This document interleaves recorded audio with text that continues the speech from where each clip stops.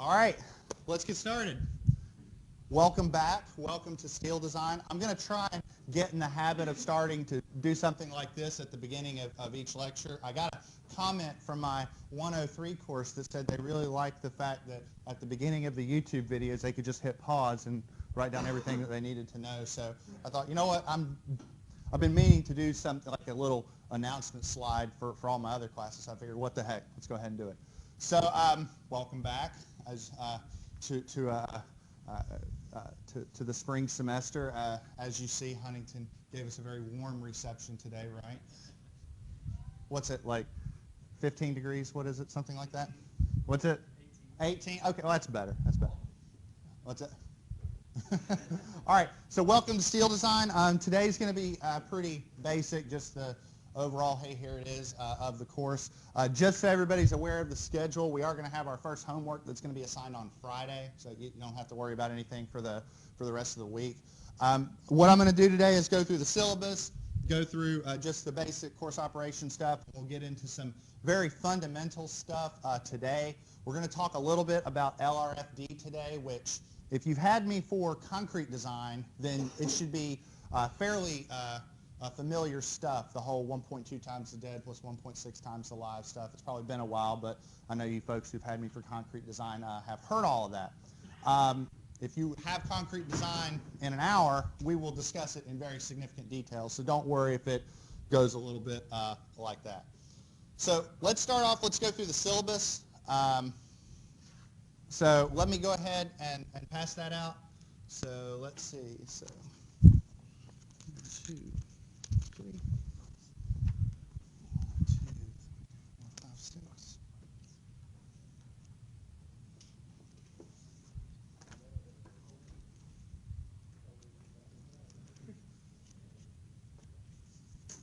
There's that. All right. So I guess good news and bad news in regards to the textbook for the course. There really isn't a textbook for this class. The actual textbook is the steel manual. I'm sure some of you have some friends or whatnot that may have taken this class before, and you might want to borrow it from them. I'm totally okay with that. Just be aware that, and I'll talk about this here in a second, but just be aware that throughout the semester we're going to tab certain important sections of the manual, and if, let's say it's exam 1, you're going to, if you borrow this from a friend, you're going to have to tab, or you're going to have to sift through, like 20 of these, whereas if you had a fresh manual like this, you may only have to sift through like 5 of them or whatnot. So just be aware of that. I'll go over the broad strokes, though, of the syllabus, just to give you all a heads up. Now, the steel manual can be purchased using this student manual discount program. If you look on MU Online, I've posted a PDF of this. It's a coupon code that reduces the price of this book from about $360 to about $130. So, of course, you're going to want to take advantage of it. I'm not pulling the PDF up on the video because then anybody could use the coupon code. So I'm going to go ahead and pass that out. Just, make sure you're using it and just you know the drill. What's that? You're, well, okay. All right, well, there, you all can. What's that?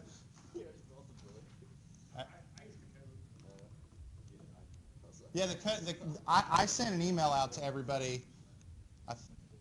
I think that's enough. Now, one thing, if you don't already have the manual, that's okay. That's no big deal. We're not going to need the manual like for the first, I'd say, week or so. But you are going to want to get it as soon as possible because starting right around week 2, we are going to use it. Also, another point, I know this thing can seem kind of bulky and whatnot.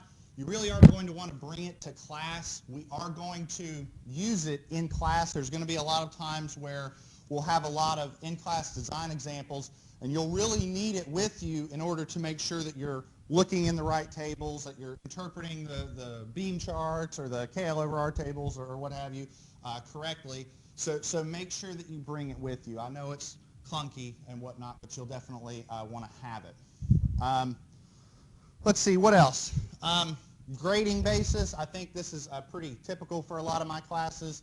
Attendance is 5%. The homeworks are pretty, they are kind of big, so the homeworks are going to be 35%, and then 3 exams. I would argue of all the classes that I teach, this one is probably the most, or the least comprehensive in terms of its exams. For instance, on exam 2, we're going to have bolted connections and welded connections, and we will not see it again. It will not be on exam 3. Like, I don't like comprehensive exams, but I know, for instance, like structural analysis, it's really tough to not have, or to eliminate that comprehensive nature on the exams, because things like truss analysis tends to pop up here and there. This class, the topics are very separated from exam to exams. I think you will like that. What else? Oh, I'm going to skip through a lot of the pedigree stuff. I'm sure you all are pretty familiar with this. I do want to take a little bit of time and talk about the schedule. This is something I've been working on for a little while. I've taught the course a number of times, so I've got a pretty good idea on what it is that we're going to cover, so from day to day. So I usually don't do this on Monday, Wednesday, Friday classes because there's so many times that we meet. But since I've taught the course a number of times, I figured, what the heck, let's go ahead and break it down. So I have here literally a day-to-day breakdown of what we're going to cover throughout the semester. I've got when the homeworks are going to be assigned, when they're due. A couple things to point out. We're going to have class canceled on Wednesday, January 25th. I have a research trip where I have to travel to Florida. I know, shucks for me. Yeah. But so I'm not going to be here, so we're going to cancel class on Wednesday, the 25th. But a couple things. For those of you that are also taking concrete design, there is a similar schedule. When you look at the two schedules, you're going to find a couple things. No homeworks or exams are going to be on the same day in both classes. Okay, so I did a little bit of work to make sure that didn't happen. Okay, and if you notice throughout the schedule, there are these makeup days. I put those in there for things like snow days and whatnot. Ever since I've been here, we've had snow days during the spring semester. But if we get lucky and everything works well and we're still on schedule, for instance, this day before Thanksgiving break, or for Thanksgiving break, before spring break, we won't meet. Okay, and then during dead week, if everything works out well and we're on task, we'll meet Monday. Wednesday we won't have class, and then we'll just have exam review on Friday. So it'll be a pretty easy week during dead week, and I figured that'd be pretty fair. Does that sound good? All right, anybody have any questions just about the overall, hey, here it is? All right, a couple things, or one other thing that I decided, or I should mention. So I've got here the lecture notes. Let me go ahead and pass those out. Oh, and go ahead and get this started around sign-in sheet. So if you notice here, that, like I said, the only textbook in the class is the Steel Manual. You do need to get it. I mean, you really can't negotiate the class without it. One of the things I do want you to pay attention to throughout the semester is this thing on the top right of the slide. If you notice, there's a little green box and a star next to it. Anytime that you see that symbol in the or that legend in the notes, that's a point where you're going to want to place a tab in the manual. So for instance, when we talk about, let's say, shear lag, I'll have here's the table in the manual, and I'll have a little tab note on there. You'll want to place one of those little tabs there. It'll make your life a lot easier. No, we don't tab everything. I've really only selected the stuff I think is the most important. I think there's even more tabs in my manual than you'll ultimately end up needing. So hopefully that'll help out. Let's see. One other point I'll mention, and I'll pull this up here in a second. I think most of you all are fairly aware that I tend to use Blackboard pretty heavily for grade reporting and whatnot.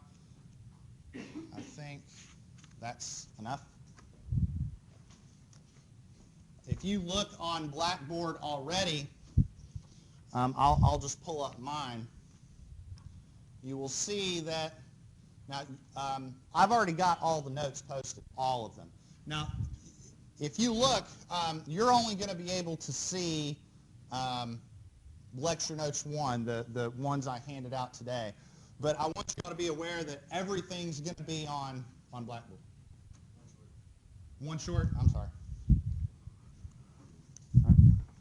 But I want you to be aware that everything's going to be on Blackboard. So if you miss something, I'll have it up there. And then I'll also do what I typically do, which is right around exam 1 time, right around exam 2 time, I'll pass my notebook around and let you all sift through and see what you have, what you need, etc.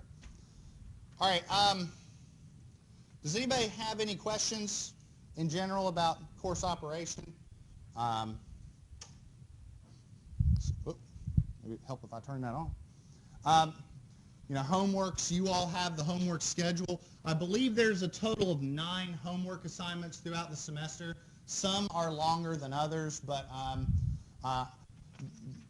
they're not bad if you take your time with them. But if the homework's due Wednesday and you're thinking it's Tuesday at 11 p.m., and it might be a good idea to get started on it, that probably won't go well. So if you take your time with them, they're actually pretty doable. So you all know the drill. They're due at the beginning of lecture, and make sure you're neat handwriting, straight edges, and all that. Now on the exams, you do get to use the manual. Okay, you do get to use the manual. You, by and large, wouldn't be able to negotiate the exam without one. Now I'm perfectly fine with starting the exams a little early if you would like. I don't want steel design exams to be a time crunch, but sometimes just because of having to look back and forth throughout the manual, that they can be.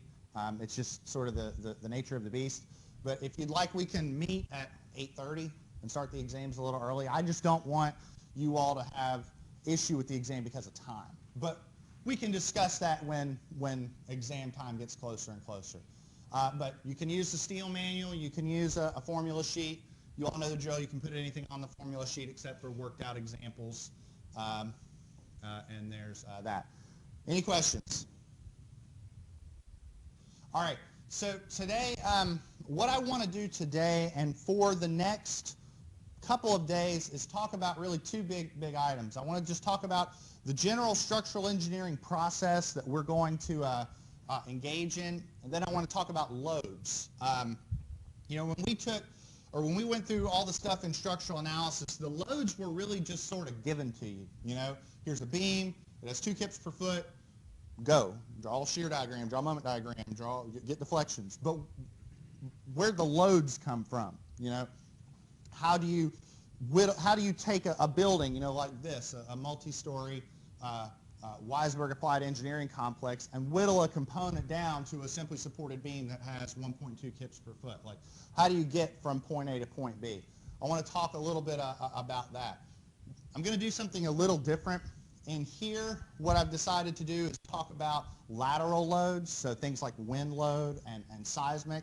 And then in concrete design, we'll talk about dead loads, live loads, and snow loads. And I did that because if you've already had concrete design, we kind of already talked about that in there anyways. We did live load reduction and tributary area and things like that. I know my folks who already had concrete design, that's starting to hopefully turn the memory banks. But first I want to talk a little bit about project development and specifically what our job is as structural engineers.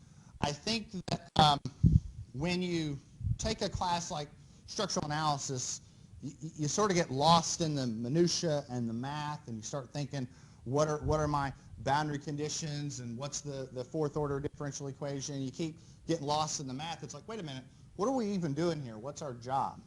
We're structural engineers. What is our role in this world called civil engineering? Well, to start, I would argue that being a structural engineer and defining your roles can be a bit different if you're working on something like a building versus something like a bridge. For instance, if you're working on a building project, you are not really the one who's in charge of the project as a whole. Think about it like this. Who do you think was in charge of making this building look the way it does? Well, ultimately the client, whoever's paying for it, but who laid it out? The architect. The architect. Structural engineers in the world of buildings are really a sub for the architect. The architect takes the demands of the client. In this case, the client would be Marshall. Marshall goes to some architectural firm or some A&E firm or something like that and says, I need a new $50 million engineering complex, and I need this many classrooms and this much square footage, and I need it to fit on this lot on 3rd Avenue, and I want it to have this lab and this many faculty offices and what have you. And then the architect has to take that abstract concept from somebody like Marshall. I mean, Marshall's got a lot of smart people at it, but I guarantee you that the folks that were designing the building, I mean, there were some engineers, you know, and for instance, like our dean and whatnot, who were involved in the layout of the building. But in most cases, your client doesn't really have the first clue about the structural engineering aspects. In other words, they don't care whether the building's structure's made out of steel or concrete or popsicle sticks. They don't care. They just want a structure that meets their demands. Okay? So the architect, what their job is to take this abstract concept of a client like Marshall and turn it into a building. Turn it into a building that meets fire codes, that meets ingress and egress requirements, that has all the appropriate square footage. Then the architect gives that building to somebody like us and says, okay, now make the building stand up. Make it structurally sound. Make it able to withstand its occupancy loads and environmental loads like snow and wind and seismic and things like that. That's what our job is. So a lot of what we're going to spend our time on this semester is ensuring that the elements that we design have enough structural strength and safety. And that's sort of our chief target throughout the semester. In other words, if I'm designing, let's say, a bolted connection, make sure that I'm providing enough bolts to safely resist those loads. If I'm designing a column, make sure the column's big enough to withstand the gravity forces and whatnot. That's going to be our primary responsibility throughout this semester. But I want you to be aware that there's a whole bunch of other stuff going on in the background. For instance, whether or not a structure is safe and sound to resist the loads that are applied to it is a completely separate issue from things like day-to-day performance, serviceability. For instance, there are floor beams above this drop ceiling that are supporting the floor loads on the second floor, right? Now, those floor beams hopefully are safe enough to resist those loads since we're under them, but there are plenty of instances where those beams might have sufficient strength, but they might fail deflection criteria. In other words, they're certainly not going to fail or buckle or anything like that, but they're sagging too much. And a lot of times when we design, we're actually designing not based on strength criteria or something like that, but based on limiting deflections or limiting vibrations. You really wouldn't be in a building that's vibrating or shaking so much. Let's say if we were in an industrial facility and there was a lot of vibrating equipment or something like that. We also have to make sure that the structure is able to be built. And this is a big issue, not just in buildings, but in bridge design as well. There are a lot of instances in the world of bridge design where the actual worst case scenario, the worst state of stresses that a lot of these girders see are not in their intact final state, but during construction. If you've got some massive steel girder that's that has to support this, some concrete deck or something, and many times the worst case scenario for the stresses on that girder is before the deck's even placed. Once the deck's placed, the deck's locked in and the bridge isn't going anywhere. But a lot of times we're actually taking the flanges and making them thicker, taking the girders and making them deeper because of its performance during construction, not in the intact final state. Lastly, we have to design a structure that's economically competitive. We can't look at all these load scenarios and just go, when in doubt, make it stout. You know, I know that's a fairly common adage among civil engineers, but you have to understand we have to meet the demands of clients who are, in a sense, bankrolling a lot of these operations. And how do you think it's going to sound when you have a structure that has these massive elements that's going to cost them an arm and a leg? And they say, why? Well, we didn't know what we were doing, so. You know what I mean? So this name should be somewhat familiar by now. I mentioned this last semester in instructional analysis when we did moment distribution. For you ASC folks in the room, you should remember this from the Virginia's conference.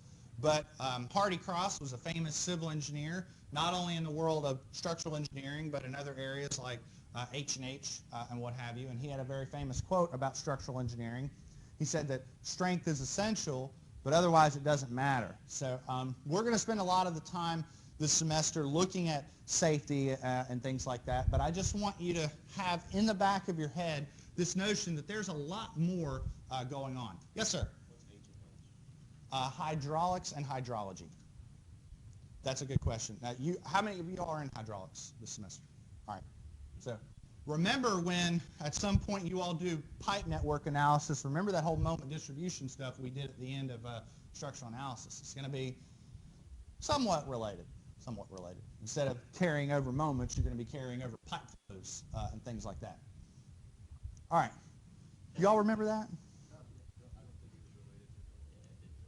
But we didn't do moment distribution with you all, so we didn't do moment distribution that semester. You missed out on it.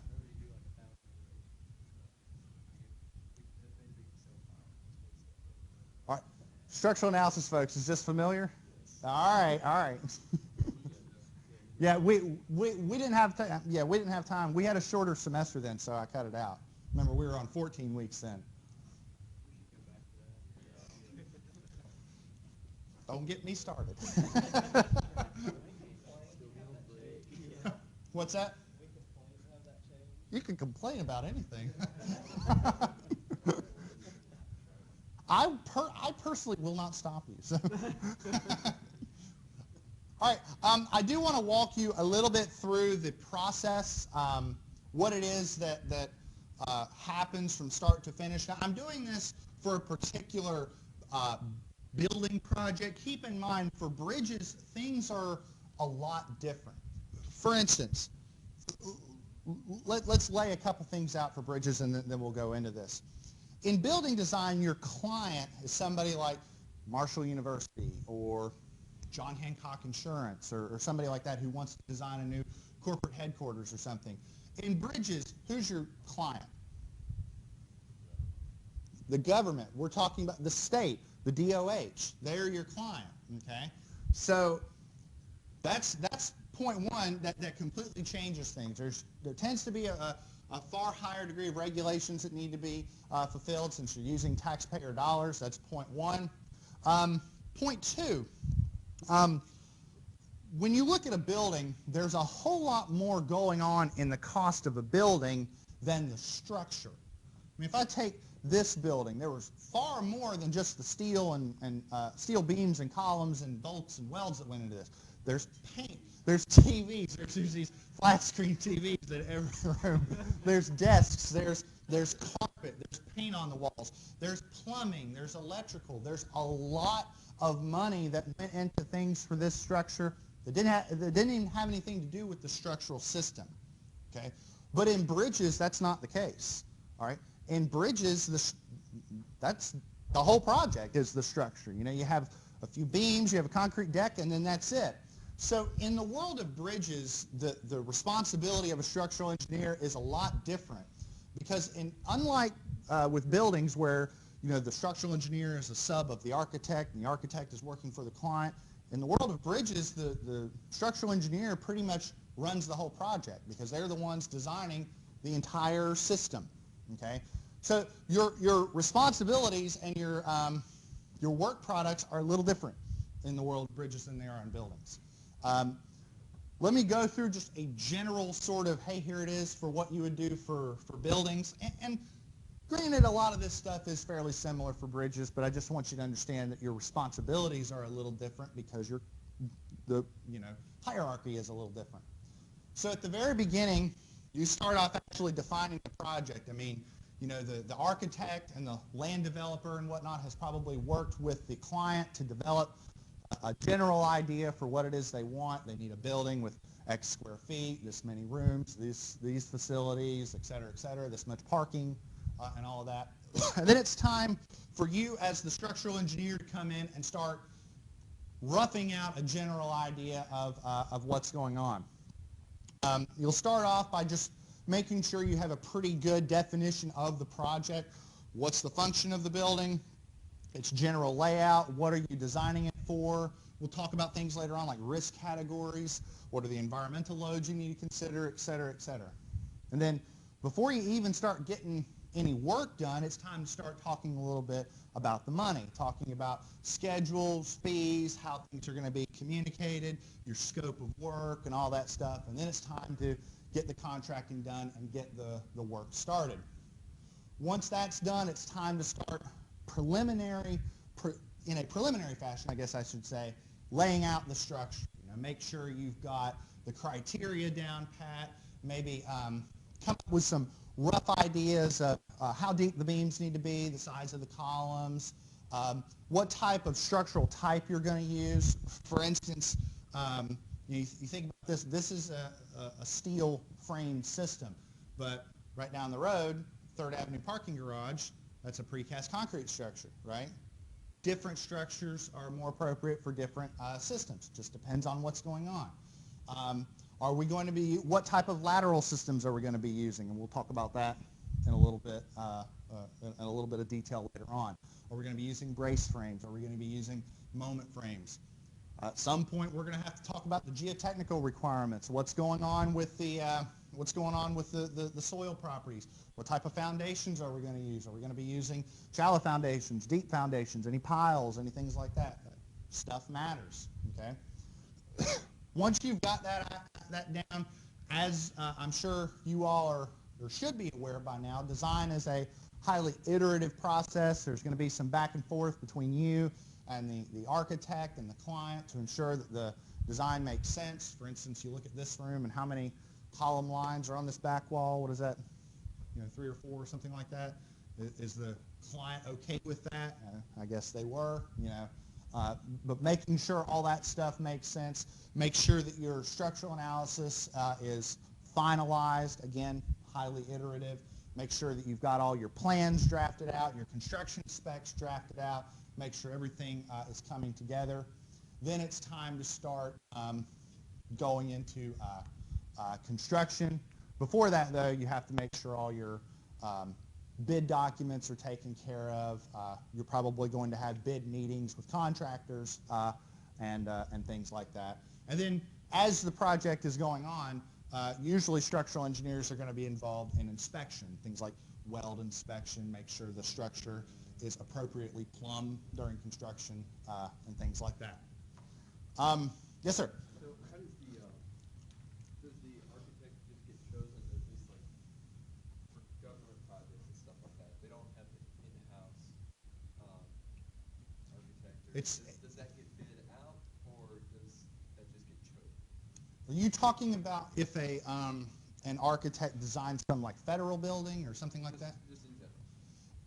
Very similar.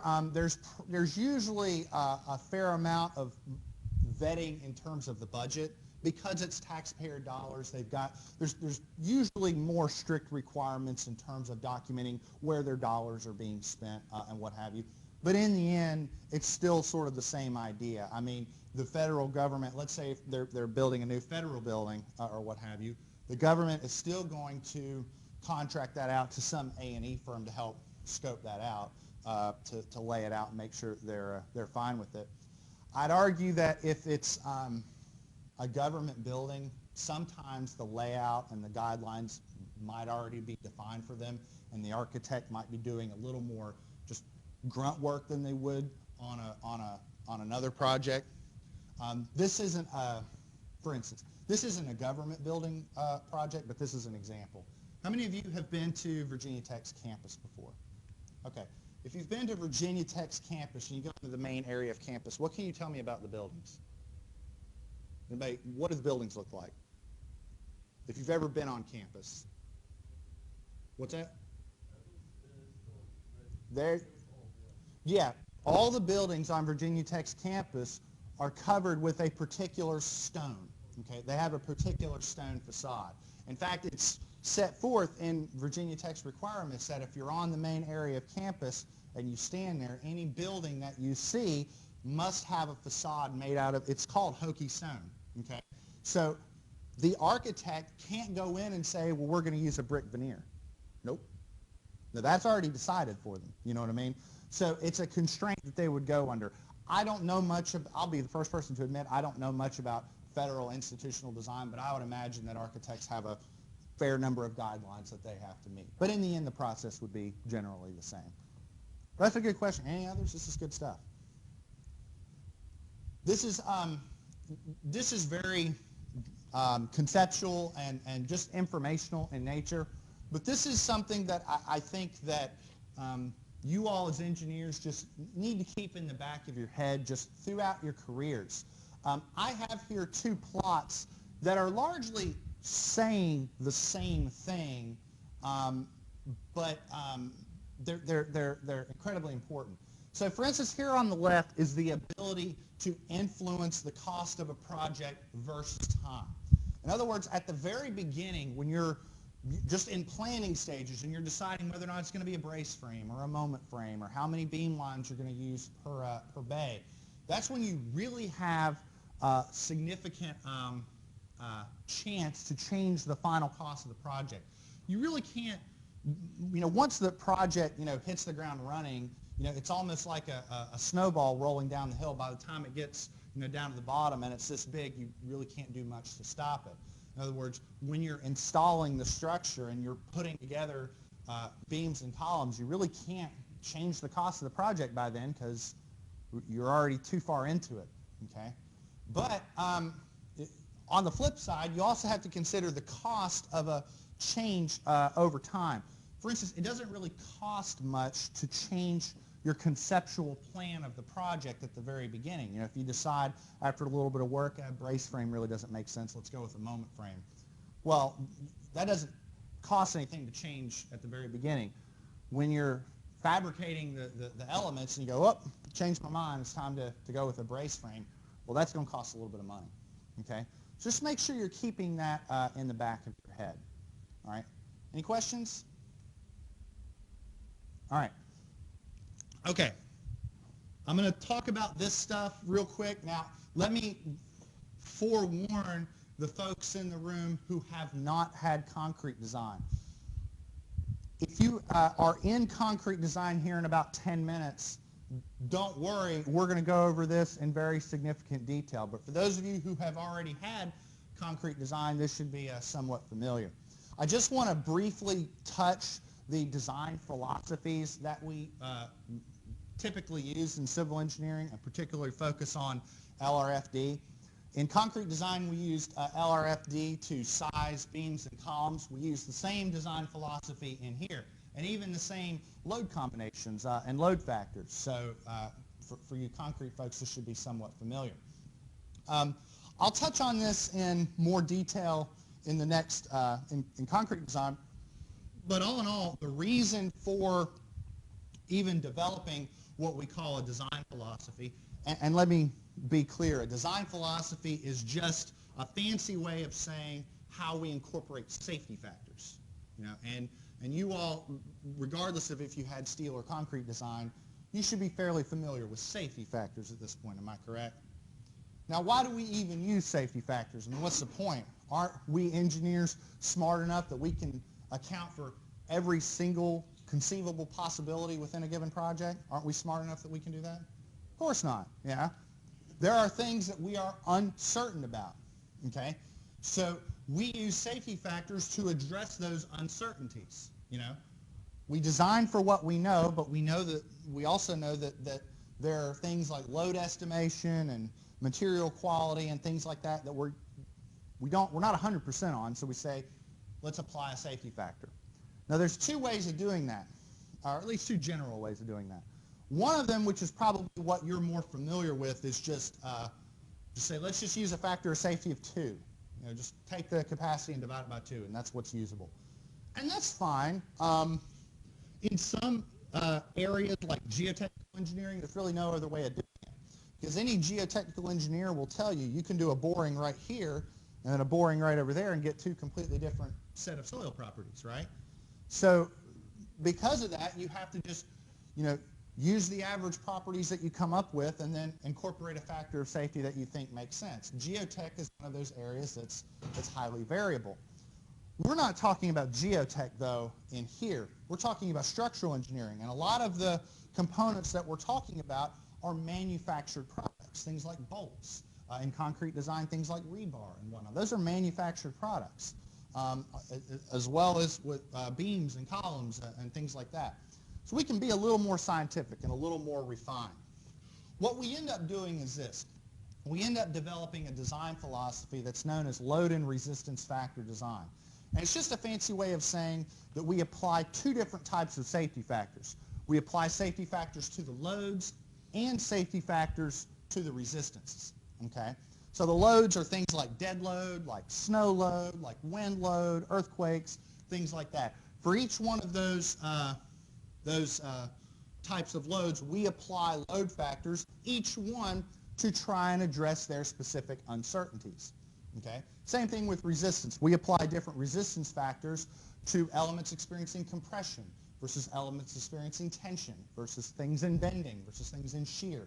Each one of those has a particular resistance factor to it.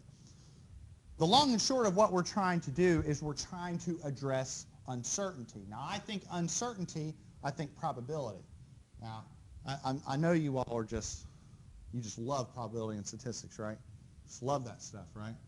I can see, I mention it, and you're just having a hard time containing your excitement over the whole thing, right? The long and short of it is we idealize structural behavior as if it was a bell curve, a normal distribution. In this world, there's no structure that's perfectly safe. That doesn't exist, okay? But if we can manage that level of risk into a uniform level of safety, then that's what we should be going for. And that's what the idea behind load and resistance factor design is. If you were in concrete design, you remember some of these load combinations, like 1.2 times the dead plus 1.6 times the live. Those are the same load combinations that we're using in here.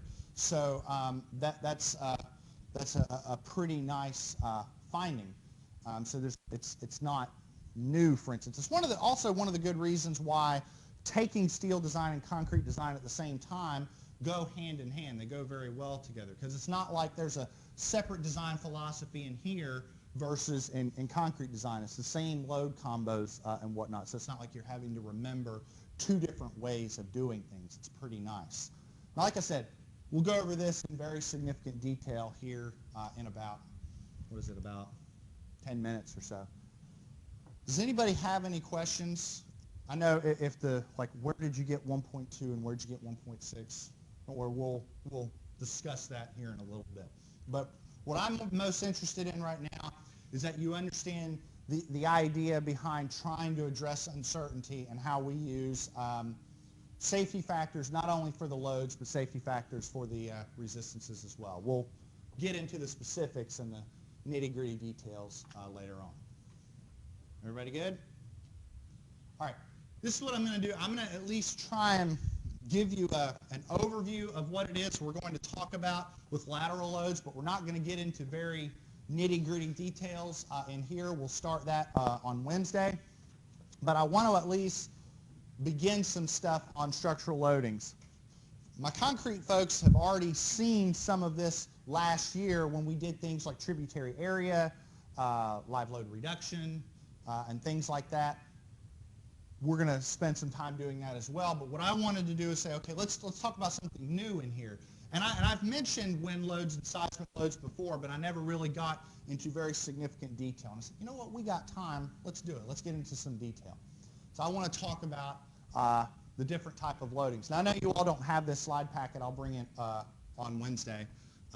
But so I just want you to sort of get the general gist of what's going on.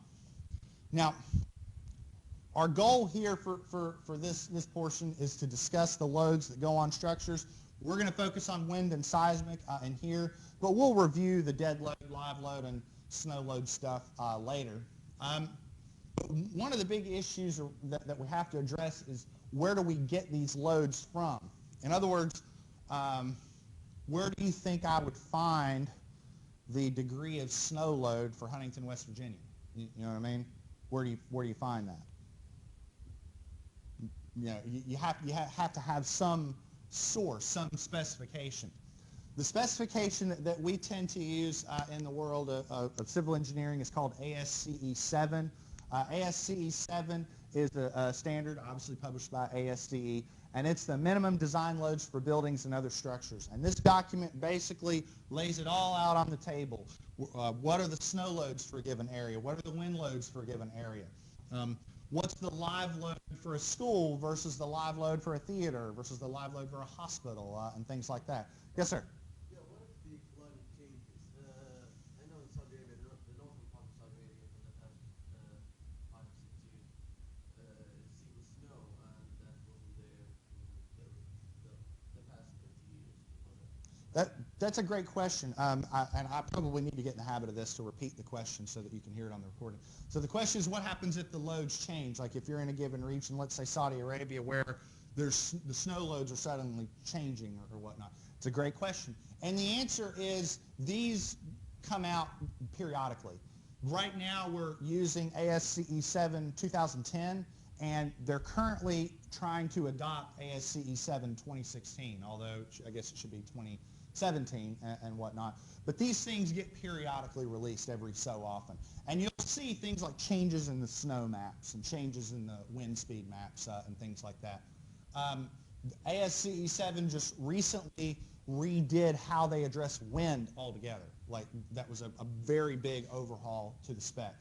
The way, to get specific on snow, the way that we address snow loads in structural engineering is, first off, there's a host of weather stations around the country that collect snow data for the entirety of the country. And with every edition of this comes the release of a snow map that reports ground snow loads for given regions. Now, the country, to give you an idea, the country has a snow load map, and then there's one particular state that has its own snow load map. Which state that is? Alaska. Alaska has its own snow load map because it's Alaska, right? So every now and then those snow load maps get updated. So I guarantee you there's going to be minute changes from this spec to the next one. That's a good question, all right? Everybody else good on that? This is good stuff. I want to make sure that everybody's clear on this.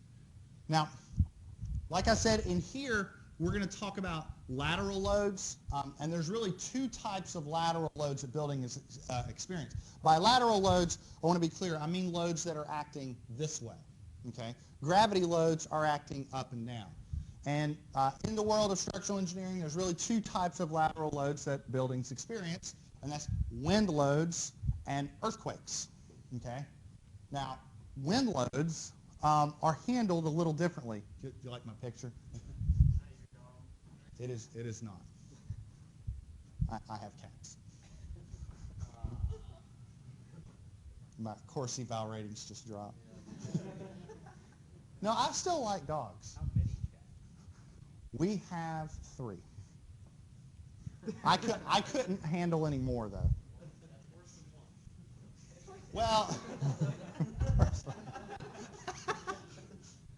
honestly, the cats are older, so they really don't. They're pretty lazy, you know. They're pretty lazy, so it's not that bad. What happens is my wife will be like, she'll be watching TV, and then one of the Sarah McLachlan ASPCA commercials comes on, and she's thinking about getting a cat. I'm like, I don't know about that. We handle more than we have 3. No, but they're older and they're pretty relaxed.